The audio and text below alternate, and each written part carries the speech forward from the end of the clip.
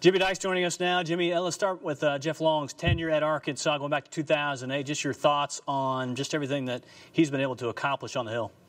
Yeah, I mean, the accomplishments are really right there in front of a lot of people when you look at, his vision in terms of the Jones Academic Center, and that's a huge thing on that campus after being over there for 3 years. Just all the great things that allows our student athletes to do over there on a daily basis.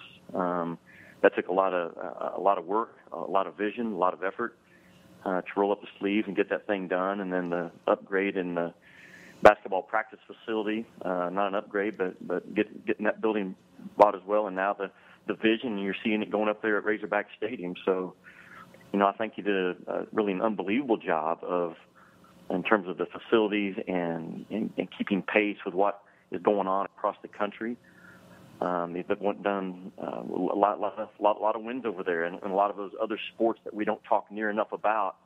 Some of those coaches, most of them he did inherit, but still, there's a winning culture over there for the most part throughout that academic or athletic department on both the men's and the women's side. So, I started getting wind up this morning early, and my first thought was, this is a man with a family and a wife and kids, and your heart, no matter how you feel, being a former Razorback and what people's views are on what the future needs to be, certainly your heart has to pause a little bit and know that now this is a family that's going to go through a change and a transition and a stressful time. So I wish nothing but the best for he and his family. Yeah, to that end, you've been on the inside of this, as the Arkansas women's basketball head coach at one point, and you've also been a media member and still am at this point, so I should say. So really, when you look at all that, the sense of urgency to win and this culture, this society today to, ramp that up and to win, and sometimes people think you got to win at all costs and you don't want to do it that way, but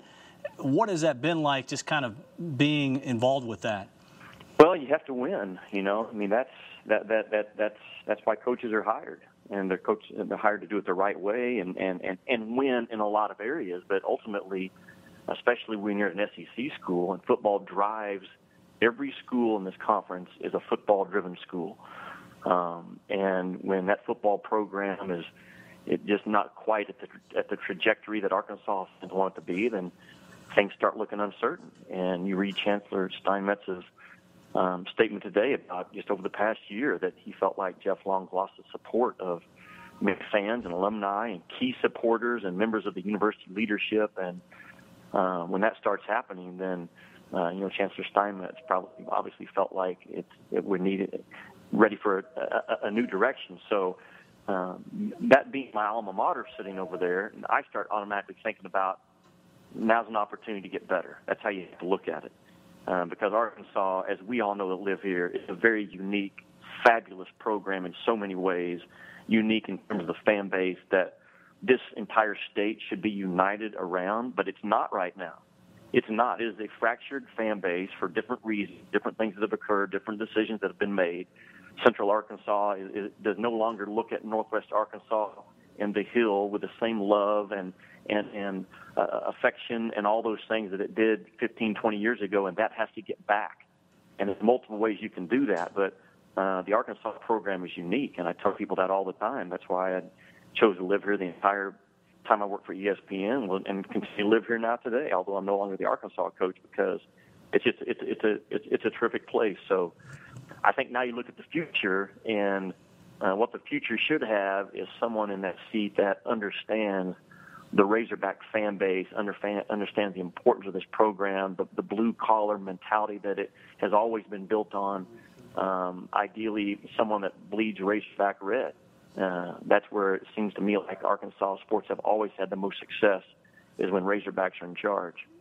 Yeah, I'll close with that. Really, that's my final question is, how much do you think they should go that route as they expedite this process to find a permanent athletic director, knowing that they have somebody right now in the interim and Julie Cromer-Peoples? Do you put somebody in charge and then from there on out kind of extend from there with more and more people with Arkansas affiliations?